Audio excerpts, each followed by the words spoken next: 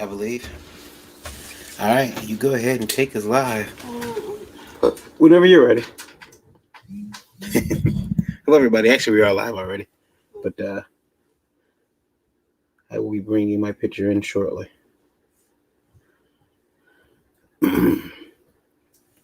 How's everyone out there today? Good.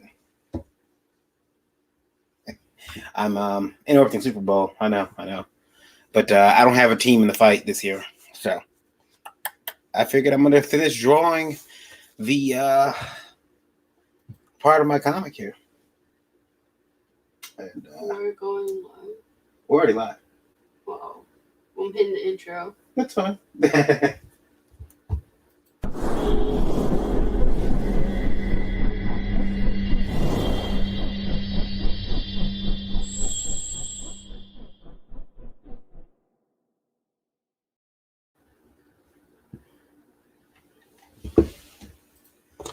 Hello, everybody. Am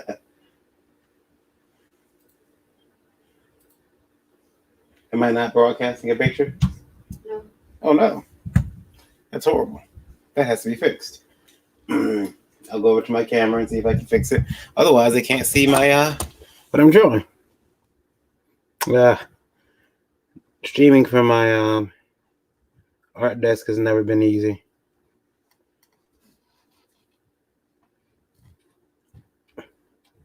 Let's see here.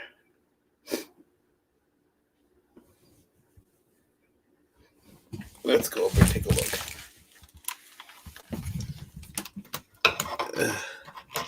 I'm gonna have to figure out what that horrible sound is.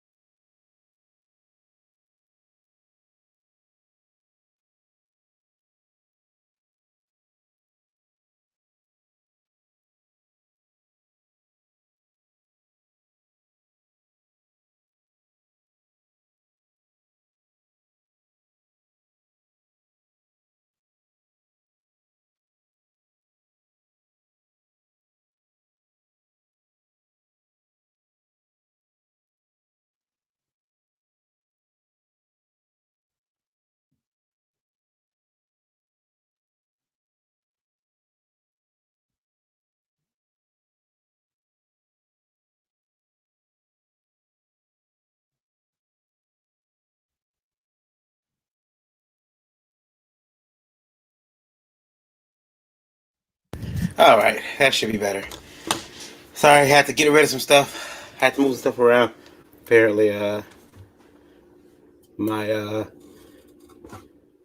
my tech on this side of the room is starting to fall apart. So, how's everyone doing? I am drawing a panel here, still working on it. I said earlier that I am not haven't drawn in about a week or so. So I figured I wanted to get something done, whether it's this panel or not.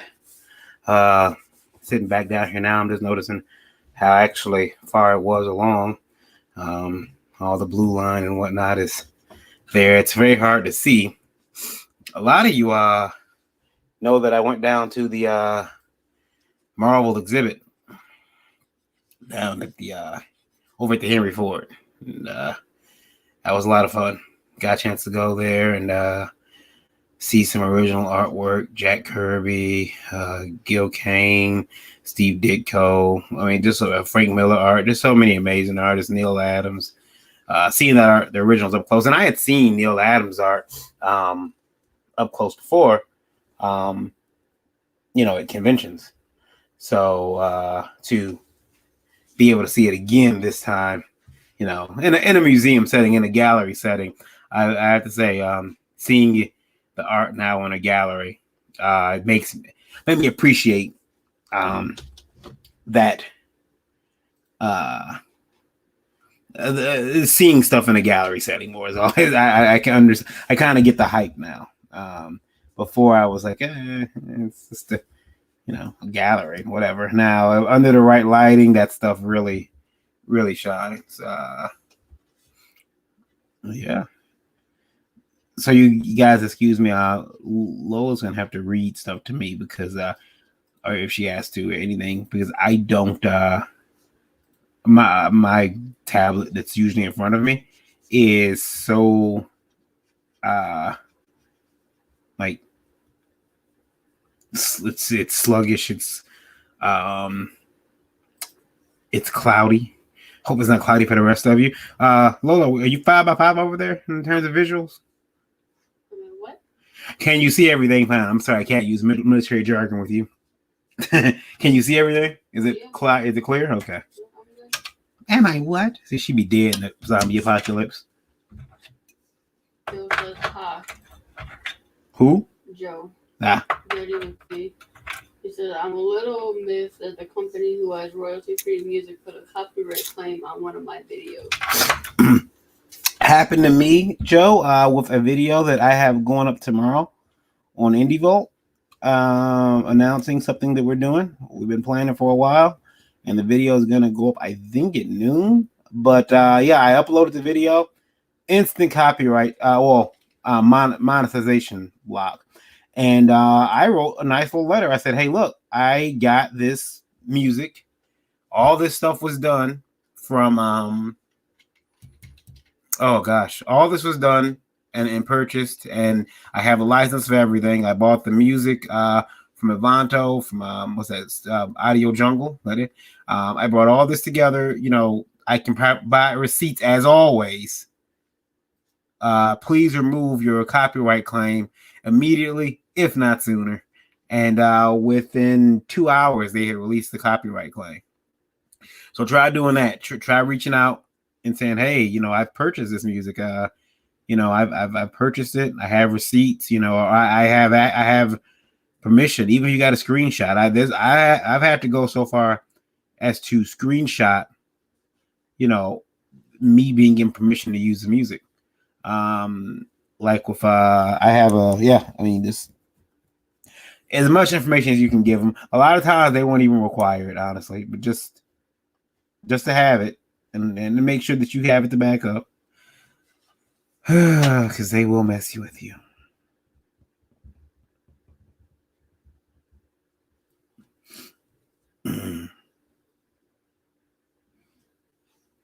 Let's see here.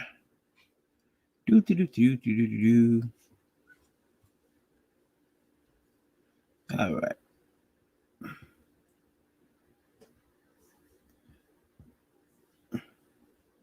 I should have posted this to the twatter as well, but I did not. I don't control my twatter. I do. Actually, I just don't post on it at all. When I go on Twitter, I get upset. You understand, everybody. You guys know what happens. I go on Twitter, someone says something, I get upset. And there's so many things to get upset about today. I mean, other than the Super Bowl, which, like I said, I don't have a team in the fight, so I'm not even watching. Nope. I'll eventually watch some of it. I'll eventually see some of it, and I like watching replays too, and so I can see exactly when things went bad for the other team. But I just this year I just can't find myself being entranced by it. All right.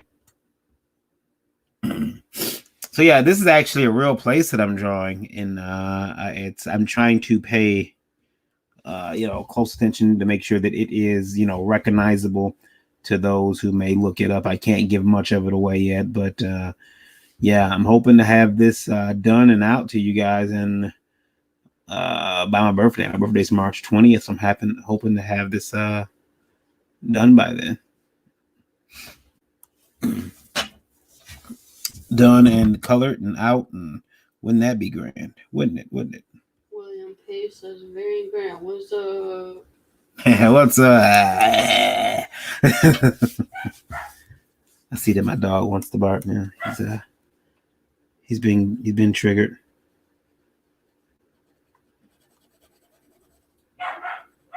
Very triggered now. It's my dog Marvel. He likes to bark. He likes to round people up like cattle and bark. Non-stop. Those are his favorite things to do. If he can round you up, like if we're outside, he runs circles around the entire family. So he can round us up into an ever tight circle. Then he's happy. Once he does that, he's happy. It's a very weird dog. If I had known that, I might not have. That he was, I seen him. It's a little lassie. Can we get him? He was my. Was he my birthday gift? The dog that we got. Yeah, I know. I mean, but like, because Kirby was mine, correct? So like, was she? No, because it was. Well, I was saying it was snowing outside, but it's weirdly the Michigan. It can snow anytime. You wanted a Boston Terrier, so I got you a Boston Terrier. Oh, okay. Was that what it was? Okay. And then she passed away, so you chose that one. Yeah. Nita says, "Hey guys." Who? Nita. Oh, hey, Nita. And you can put it on the screen, Lola. Okay, I see it. Yeah, I see it. Yeah, hey, it's very blurry, but I can. Nita. It's been a rough day for you too. Glad you didn't. It sucks, but glad you didn't have to kill anybody.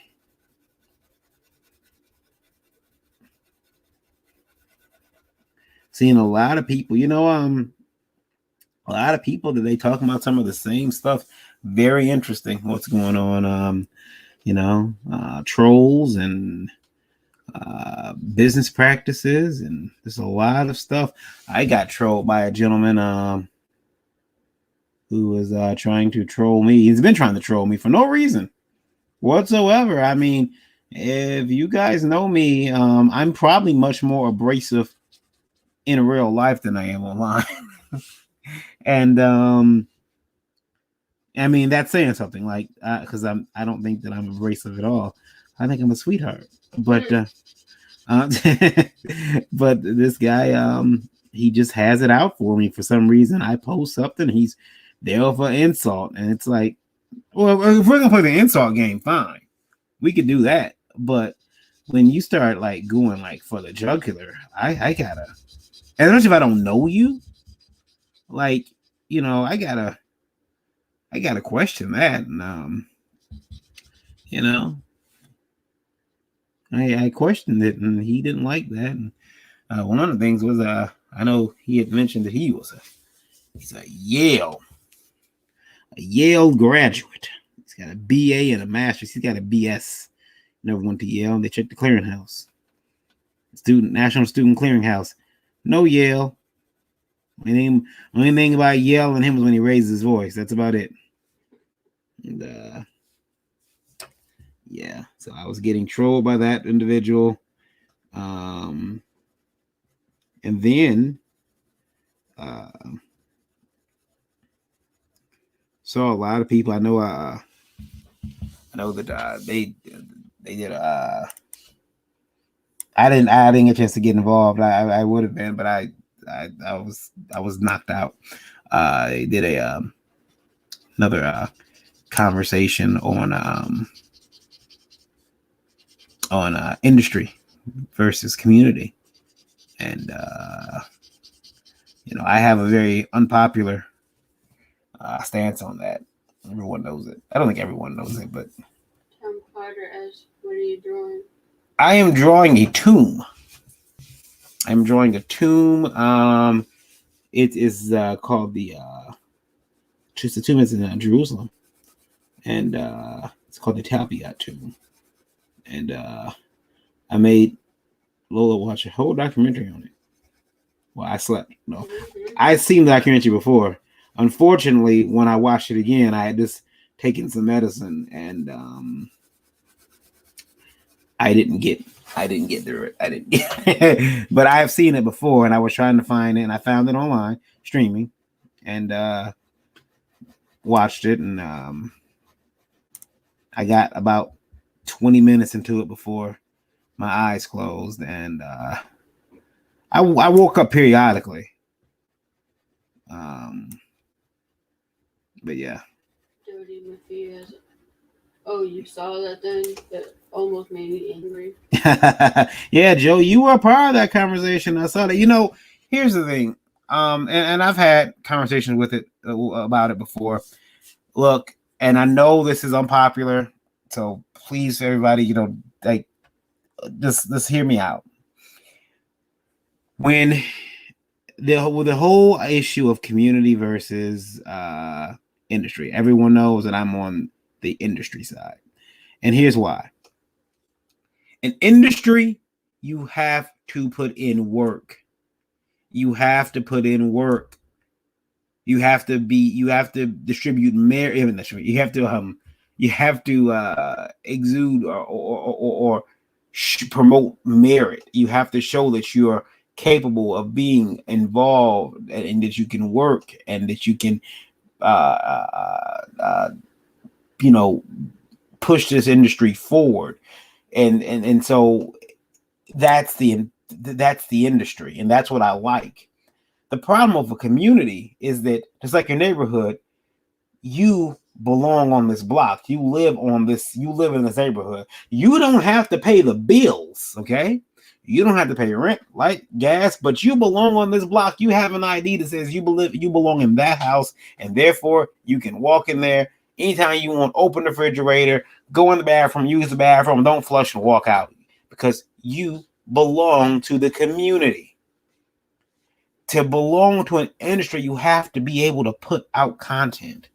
You have to be able to put out something. You have to be important to the industry. And I would say beware anybody who would want who would want to push community only. Beware, because that doesn't seem right to me. I'm willing to have my mind changed. I'm willing to have a discussion about it. But, there's only, I would want people to listen or take into account what I'm saying as well, which is, there is something wrong with anybody wanting to push just community only, because it's like, well, yeah, communities can have gatekeepers. I mean, I'll be honest with you. You've worked in a retail position, or you work in any type of job. If there's a employee there at that job who does good work and they're late one day, what does the boss do? The boss gives them a break. The boss says, you were late. Don't worry. You do good work. Okay? Because they do good work, the boss is not going to hammer them down, because they do the right thing. When you're doing the community, oh, you're my friend, I'm not going to punish you. I'm not going to, you're not in trouble for doing something bad, for being late. It's cool. They can gatekeep. They can keep you out. I'm telling you, I don't like community. I like the idea of a community. We can be friends. We could be communal, but we can't. I mean, I think being a community in the industry is a problem. Now, do we all work? Are we all colleagues? Sure. But being a part of the community.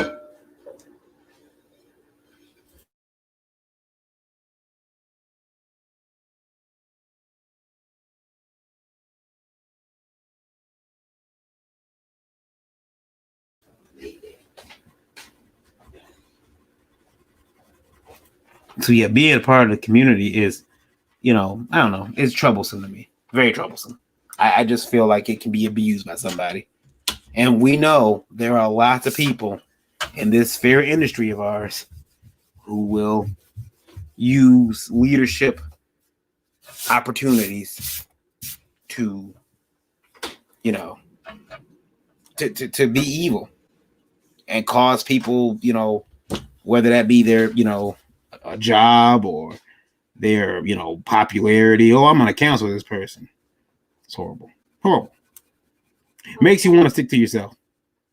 Tom wants to know, what do you enjoy drawing most? People. I actually am starting to like to draw action scenes a lot. I was worried when I first started doing comics that I would not like action scenes, and then action scenes started to be my thing. Started to be a lot of fun to draw. Otherwise, people, I like drawing people, and cityscapes are still bothering me. I because I like to draw details. Um, Cityscapes are a problem because I'll be forever on a page of a city. I got a cityscape that I drew and it's downtown Detroit, and it is really detail oriented. It's got is that a word? Detail oriented for comics? Anyway, it's got a lot of detail in it, and it is it took a couple of days to draw that piece because I kept noodling at it and worrying about it, and finally till I got it, I got it right. Got it where I was happy with it. I won't say I got it right. I got it to where I thought, okay, I can live with this. Yeah, I used to, and I still have this thing where I draw better at night.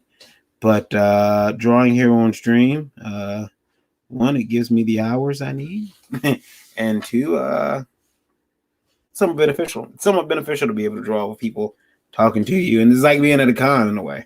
When I was younger, I never wanted to draw on people. I wanted to draw privacy in my own home.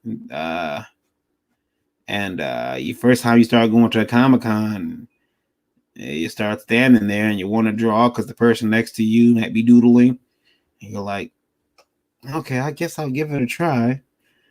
People start stopping by. I had one lady stop and watch me draw for about an hour and a half once. And she didn't talk. She just watched. I looked up at her a few times, She gave me a nod of approval. But she didn't hold a conversation with me or anything. She just, watched me draw, which is cool. I guess she didn't want to disturb me. I did ask her, a couple times if she needed anything to let me know because I was, working my table, obviously. But Lola was there too, so could have asked Lola. She needed something. Jody McPhee says that the thin community has to deal more with feelings and common goals. This leads to people disagreeing on how things should be ran.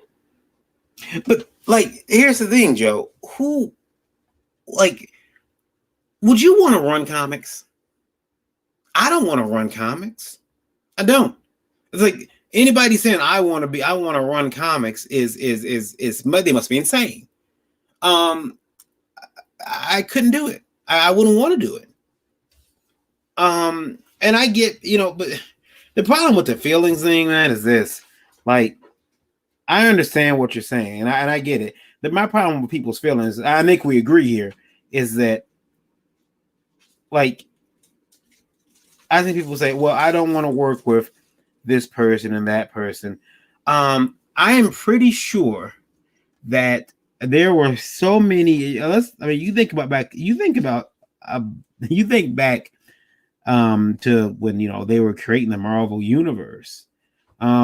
There were different political ideas out there then. You had Steve Ditko, who was into Ian Rand and individualism. Everything was about the individual, and I'm pretty sure that clash. In fact, it did clash with a lot of people's feelings. But these guys had to work, so they weren't worried about who you voted for. They didn't get mad. The only time I think that may have bothered somebody is when McCarthyism came in to play. But other than that, they weren't. They didn't care who you voted for and who you worked for and who you went home and laid next to at night. With that's a new thing, and it's a blessed position we're in where we can choose who we want to work with. We can choose not to want to work with this person because they said this 2 years ago on Twitter. That's a blessed position to be in my opinion. Just make comics. Don't worry about what this person, and everybody needs to stop jumping on Twitter typing so damn much. The first thing that comes out of their brain, they type out, and then it comes back to haunt them 6 years later. It was a joke. Get yourself a wife or a husband and or something, a dog, and tell them your jokes. They can't tell. Well, they can, but hey, get a pet bird and tell a pet bird your jokes. That way, you don't have to worry about them telling anybody. Twitter's mascot is a bird. Get yourself a little blue bird and tell it all your jokes. That way, you don't have to worry about it coming back on you. What's that says? I am not for everything being community ran. I know the difference between business and community. The problem is that community does not stop cliques or sub communities over disagreements. I think that's where you'll find it at. You'll find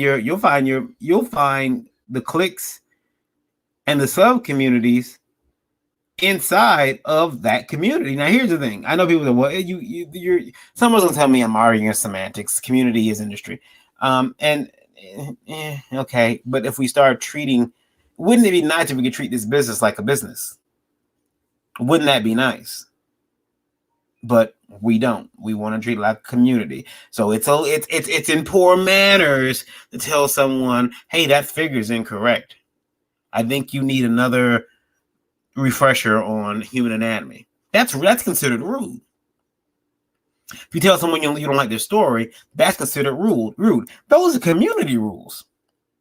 Those are niceties that we have in place for some reason.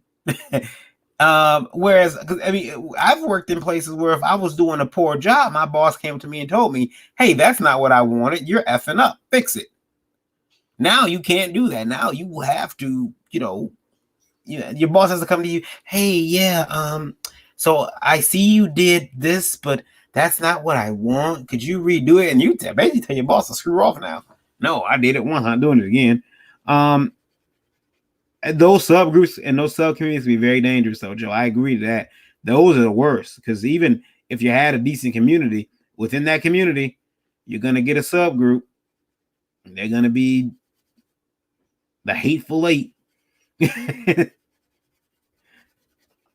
"Oh, I don't want them sitting at my table." Tom Carter, would you read that to me, Lola? I can't. My screen is fuzzy. Yeah, I think he did a few typos. Okay. But I know the feeling of the whole community thing. I've been trying to do media work on a project, but won't let me try it even though I have experience and knowledge. They picked another person because he was fearing the boss. That the joke's on them. The filming went bad because he didn't know what he was doing, and I got asked to come in to fix on editing. Yeah, you see, you get called in, now you got to fix up his problem. It just. He says, "But call me crazy. I kind of want to run and over and see comics being made. LOL." Yeah, I mean, look, comics be a fun industry. It'd be a fun industry. I mean, when you're in the room with other people, I mentioned earlier at the start of the show, I went to that the Marvel exhibit at the Henry Ford Museum. Great show. And I'll tell you, if you're an artist of any type, I believe, but especially an illustrator in comics, you walk in that room within 10 minutes of looking at your first piece of art, you want to sit down and draw. And they knew not to put chairs in there. Because if they had to put any type of chair in there, oh, I'd have sat down. I would have sat down and got the drawing, guys. I'm telling you. But it's like you can feel the creative energy in there. You can feel it, and it's you want to draw. But yeah, I mean, and I like the topic. I like the discussion of the topic, the community versus industry. I don't think the thing is, I know what works for me, and it doesn't work for everybody. I'm not saying anybody who wants a community is wrong. I'm just saying I'm weary of it. Prove me wrong. Prove to me that it can work, and it won't be. We won't see nepotism. We won't see. Nita says my internet better half is summoning me. Catch you two on the playback. All right, we'll see you, Nita. Her internet better half is that Meredith? Who is Meredith? Jody McPhee says, "Me as a creator can't say a story sucks out of being polite. But if you approach me as a publisher, I have every right to tell you how the story sucks and not a fit for my brand. This is why you have to separate community and business. Mm-hmm. But now, and here's the beauty of it. I'm the guy that says I take my business personally. Okay, so I mean, I'm not saying you can't get upset. I'm that guy. But now, get me wrong. If I put out a shitty comic, tell me, hey, the comic was shitty. Um, but when I make my comment about take my business personally, that's related to if you're actively trying to take food out my kid's mouth, oh, I'm gonna do what I can to shut his company down. That I got a problem with. Because he's drawing. yeah. Drawing this, getting this scene done, and hopefully, I want to have this book out for my birthday. But I don't. I mean, March 20th. That's a bold claim. That's a bold goal because it's February, and I have to start having it colored. And yeah, very bold claim. But I definitely will have it out this year. Maybe even 2 issues of it out this year, which would be nice because I've got some issues. I got some pages of the next issue drawn already, so I'm kind of ahead as far as I'm ahead as far as I'm late already. In as much as I'm late already. So as a creator, I started as a writer, but started drawing. I feel like I got pencils and inking down for the most part, but I feel like I got a long way to get colors right. Any advice? Ugh, I'm the worst person to ask on colors, but Practice flatting. Yeah, practice flatting. There's a couple books out there. There's is it the DC Guide to Coloring Comics? If you can find it, it'll help. And then there are people out there who always wouldn't give tutorials on coloring. Yeah, and you know what? Copy people. Copy the colors you really like. Copy them and see if you can't get close to their style, so that you'll have something you're aiming for.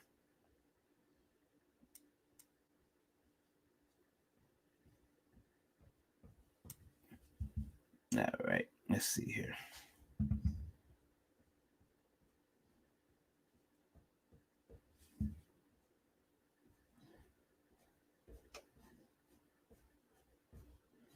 Yeah, you guys will have to at some point understand that, at least I feel like you have to understand at some point when you're doing this when you're doing comics, you have to keep evolving.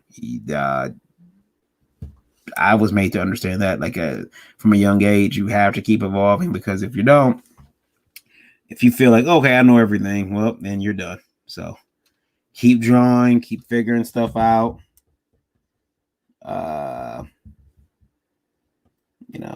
And then just draw. Like,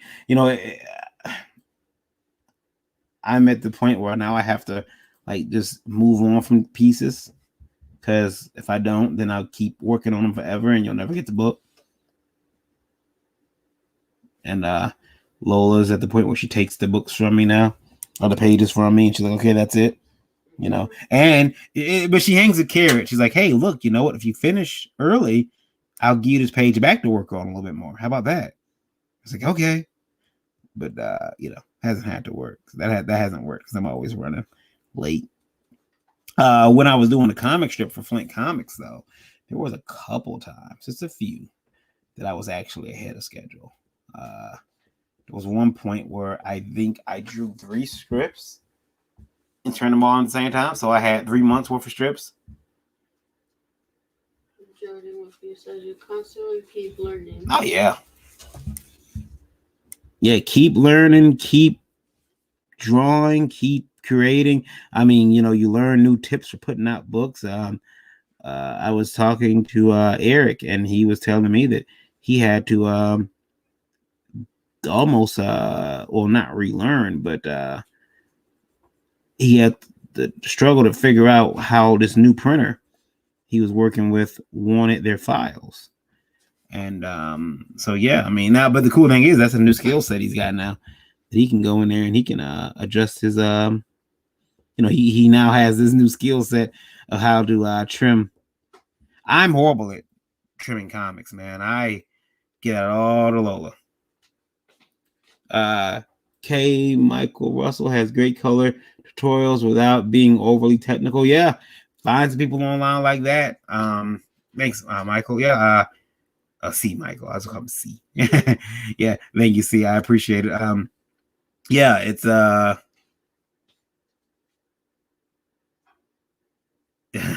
yeah, his future wise career. Yeah, she will take my stuff. She will put prices on it. She went through my portfolio and priced everything herself.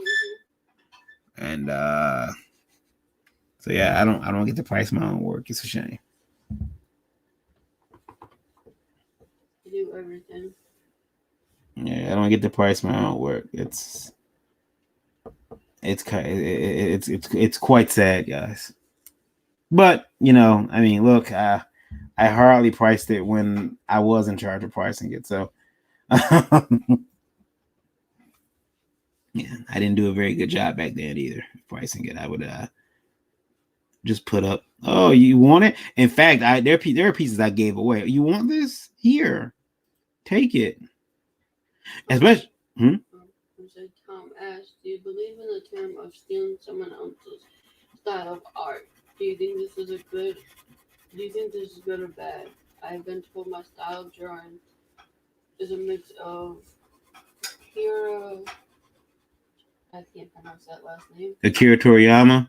Yeah. So does that make stealing someone's style? Well, I mean, here's the thing: everybody is influenced by someone. Akira Toriyama is a very good person to be influenced by. The problem is, I mean, you have to ask yourself this: like, if you're copying him, are you learning? Because you don't want to copy his flaws too, and are you learning why he put that line there? Are you learning why he made those decisions artistically? Now, I say that because, like I've been told, my style is close to Michael Turner's, which to me is the biggest compliment ever. And if in fact that's true, that's fine. But I need to take it away from that. I need to, take what Michael's done the best and what I like from Michael Turner and still put my own spin on it. Akira Toriyama's art style is very descriptive. It's very, it's you can tell it. You can see it a mile away. So people, you keep in mind this. People are always going to say, yeah, I like his art, but there's always going to be like an asterisk next to your name, if you're just using that particular art style. But here's the thing. At the same time, there are famous artists who have hired their quote unquote clones. I think the story that comes to mind, and Joe can correct me if I'm wrong, but Hellboy,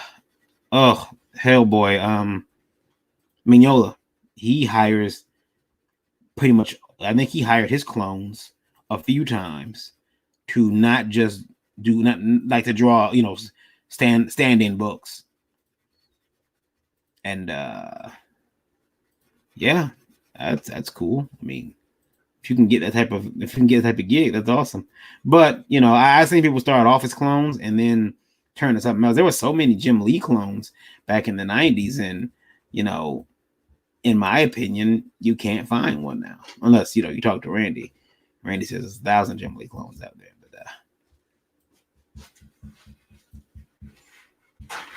I don't believe so. I can't find them.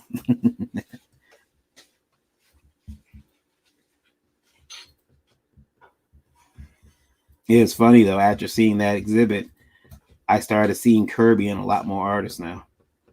A lot of artists, and I'm like, oh, like I see it now in Bruce Timm. It's funny. I had never seen that before. I'd never seen Jack Kirby and Bruce Timm until I looked at a piece of Jack Kirby art at the show, and I'm like, holy crap, that looks like a Bruce Timm figure. In fact, I'm following the lines. And I'm like, wow, Bruce Timm is influenced by Kirby. I think Greg Capullo started as a McFarlane clone. I was going to say that. I was going to say that, see, but I wasn't sure. So I thought maybe not. Maybe let me not say that. But yeah, I believe you're correct. The Capullo did start as a McFarlane clone. The same with, I was like, Massacre Art at the time. When Marvel, everyone's the draw like John Romita, yeah, John Romita Sr. Yeah. In fact, I understand there was a mandate that came down at Marvel after Jim left. It said draw like Jim or else. Like a memo went around to all the artists. Hey, draw like Jim. It's like Joe says there's no Joe D. McPhee clones, thank goodness. hey, you know, Joe, you never know, man. You know, there'll be one. Tell you what, I'll draw something. I'll draw something and I'll post it, and I'll be a Joe D. McPhee clone. I have to look after just like study your art for like a night. And then I am a I can emulate Randy. I've done it twice now. Mm-hmm.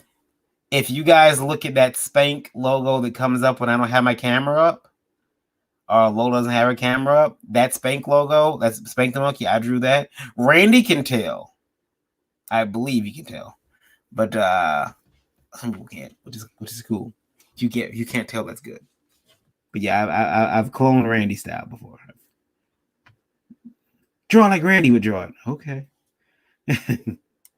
I don't think you can draw certain characters in your own style without ruining it. Like if I draw Spank, he's gonna look weird in my style.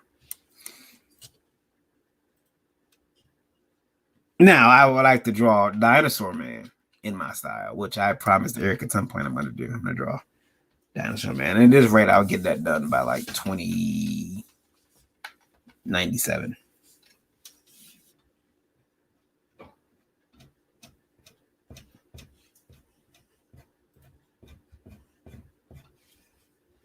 He says, okay, Xerox has nothing on you. Who has? Xerox has nothing on you. No.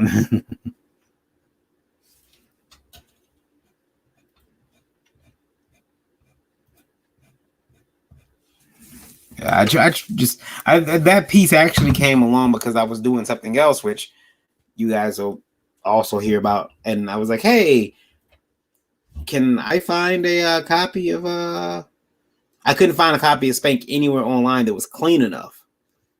And so Randy had a picture of Spank on his website, on his Facebook.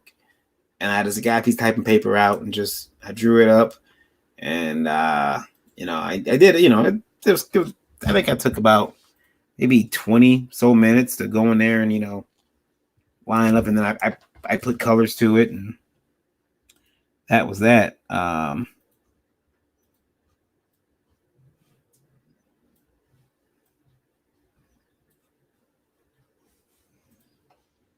yeah, Randy could instantly tell that it wasn't his.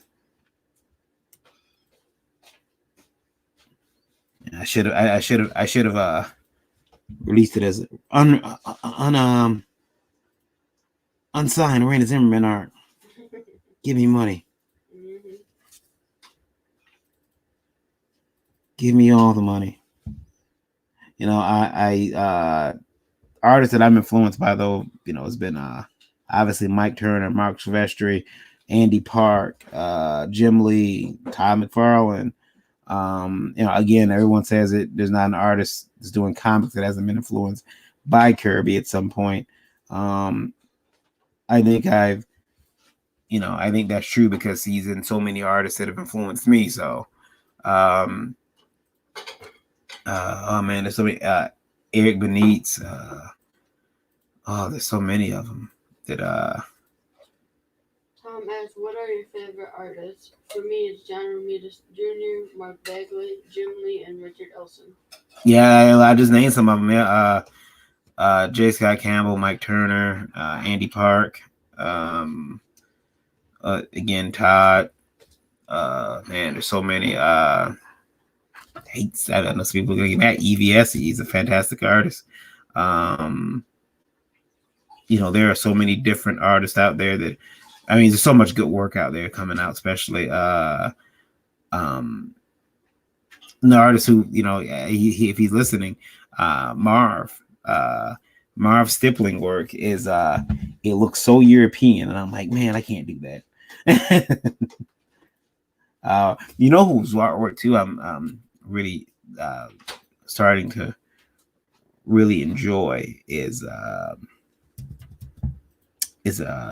looking back at a lot of John Buscema stuff, and just looking back at it, and just especially after that show, I'm finding it online, black and whites, and it really is some quality stuff.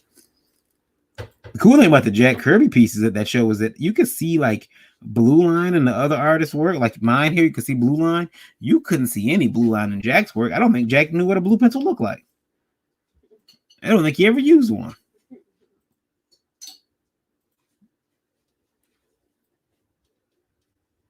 I think that, you start doing this as a job. And even with the streaming too. I mean, like streaming yourself drawing now has almost become a job, because, you get opportunities from it. If you're monetized, if your station's monetized, you get ad revenue. That's why we ask for, we always try to get things to be as professional as possible. They just announced StreamYard that they think it's going to be better for people, because they are constantly updating and upgrading to not use phones when they're connecting to these streams, to please use a wired connection. Now, they don't even really want you using Wi-Fi now. They want you to use a wired connection, and to also use wired headphones, not AirPods, wired headphones. As much wired as you can possibly do, they want you to do it for better quality. And I gotta say, like, we have people on the show whose iPhones drop out like midway through a conversation, and they got to come in and come out, and it's not really that much of a problem. But imagine if, like, we were like, imagine that happened to you on CNN or something. She says David Finch says his style comes from trying to draw like his favorites.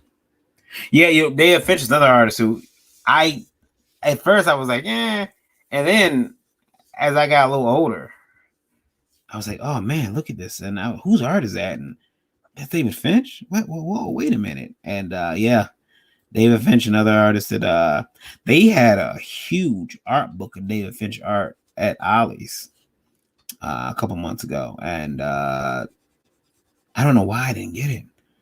Can't recall why I didn't get it. But yeah. Another fantastic artist. It draws better than me.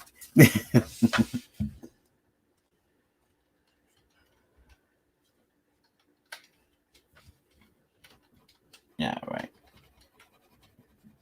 And the funny thing about drawing like this stuff is, like, when I draw mountains and stuff, I'm put myself in this, because Andy Park used to do the Tomb Raider comic, and he used to draw, in my opinion, some of the best rocks and most detailed cliffs. So, like, I find myself trying to, think about how he would have drawn it. But unfortunately, I'm also drawing a real place. I'm drawing an actual, So, when, you go look it up online, they'll say, oh, okay, yeah, he actually did come as close in this fictionalized setting as he could.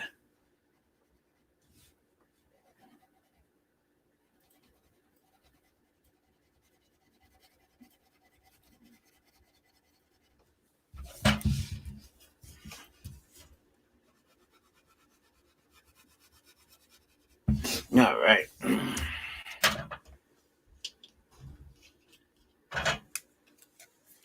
So he tried. That's the important part.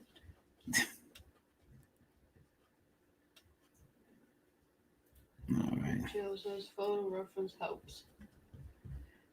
Yeah, photo reference helps, and I do use photo reference. I'm not right now because I've looked at the place for so long. I've memorized it, and I can't use photo reference while I'm watching the screen. So I memorized it, but yeah, I mean, there are some things that you look at long enough and you just know. Oh, okay. I've always been that way though. The wife gets mad at me because I'm very girl like. I can remember exact conversations. She doesn't like that at all, do you, Lola? Mm-mm. See, like, oh, you said that's supposed to be her job apparently, and it's. I can remember the weather, what it was like, what you said, what you were wearing, but that's also because I'm autistic, so I probably have that. That probably shouldn't be. All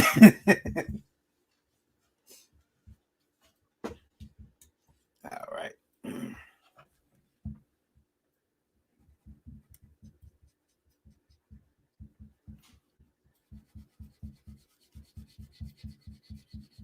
All right. And if you guys are watching, you'll see I'm just going in, just using this. I went and got a nice smudgy lid. And it smudges, and I love it because when I'm drawing rocks with a lot of shading and texture, the graphite just kind of just smears across the page as I'm drawing, and it helps when I'm doing scenes like this because you know fills in these big black areas or gray areas, and I'll fill all these areas in with black ink. Just no, she can't use it against you. Yeah, she can't use it against me because I'm like, no, remember when you said? She's like, God dang it. No, she tries to be a man then. She's like, no, I don't remember that. I don't know what you're talking about. She knows I'm right.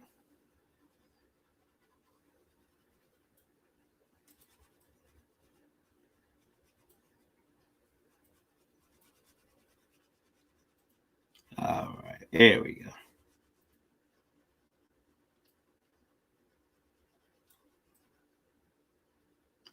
So yeah, so what I'll do is eventually, I'll get this piece finished. I'll get it scanned. I gotta fix my printer though. Something's up with the black ink. It will not print black ink, even though I've put 2 new cartridges in there. They just won't work. So I think I gotta clean. I'm gonna have to go in there and physically clean the print heads. There's a couple different ways to do this. One of which is expensive. The other one is get us a try. So I'm gonna try the get us a try way first, and then we'll see what happens from there. Because there's one with a whole you gotta buy this bottle of solution and it's tubing and try to fix it that way. And I'm like, I don't have that tubing. I don't have that solution. What is that?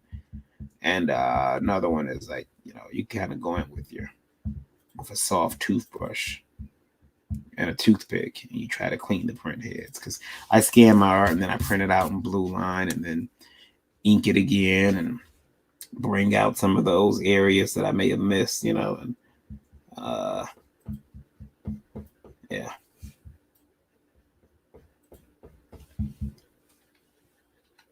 Yeah, that's what I try to do. It works sometimes. But yeah, my print is capable of printing. It can scan 11 by 17. It can print a little bit bigger than 11 by 17, just a little bit, I believe. A little bit. I know it can print 11 by 17 on the stock. So I just actually put 11 by 17 Strathmore, Canson, whatever it is I'm using in there. I make sure it's lined up correctly, and it prints it all out for me. And, I have my blue line. I have all my pencils down in blue and go in there and start inking and make those final decisions, which don't feel as bad because at that point I know I have a copy of it, and if I gotta do a paste up, I'll do one. The only unfortunate thing about doing a paste up is that this book is drawn physically, so you know, unlike if I was Mr. Rusty's, which I draw digital,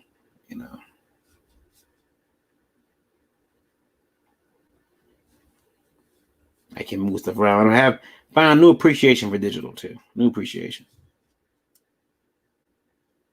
All right. So yeah. So there we got the Tapiat tomb I'm working on. Almost finished. Probably noodle on a little bit more tonight off air. Fill in these bushes or whatever I want to put down here. I've got some grass in there. There is no grass at the real facility at the real tomb. No, it's all sand. Yeah, it's all sand and rocks. I stuck some grass in there because why not? But yeah, and then hopefully next time you guys see this piece, it'll be inked and colored, and yeah, we'll be able to go from there. So I'll bring it up for you. Okay, it's a very important part of my comics. So hopefully you guys will like it when it comes out. I don't know. I mean, I may do a Kickstarter for it or an Indiegogo for it, just because why not get a win under my belt on that platform? But the book will be finished. It'll be done, and I'll just be, trying to hit stretch goals, and I'll probably do it for ridiculously cheap, like ridiculously inexpensive. Because I know that I usually price my books at $5. This issue was $0, so it's gonna be I'm sorry about yawning. It's gonna be it sets up the story, and then maybe I'll do like a special cover that you can't get elsewhere. Anyway, guys, I'm gonna wrap it up here, and I'm gonna get some dinner. You guys have a great Sunday. Get your work week started off correctly. Don't go out there and get drunk. And Super Bowl and you can't go to work tomorrow. By the way, does this look like a duck, an angry like little bird to anybody else? It does. Little angry bird just off in the corner, just picking it, poking at something. I see it. He's flipping someone off. Yeah, it's like a little angry little bird. He's poking. I'm gonna keep him there. We can all look at the little angry bird in the corner. Pops Van Zantes. Comment out to Pops Van Zantes. No, I just got here. Yeah, sorry, Pops. I was only here for a little while, just doing a little bit of drawing, working on this panel of my book, one of the last pages of my book. So, having fun with that. Getting excited because it's damn near finished. And yeah, that's it. So, guys, thanks for joining me again. Appreciate it. Appreciate you all dropping in, popping in questions. Even afterwards, you got something you want to leave in the comments, leave in the comments, please. I do look back at comments and I will answer them. And yeah, that's pretty much it. Until then, guys, keep drawing, keep being mean to each other. No, be nice to each other. Don't talk politics online. And you get yourself some water. Drink some water, please. I don't, but you need to. Have a good night, guys. Bye-bye.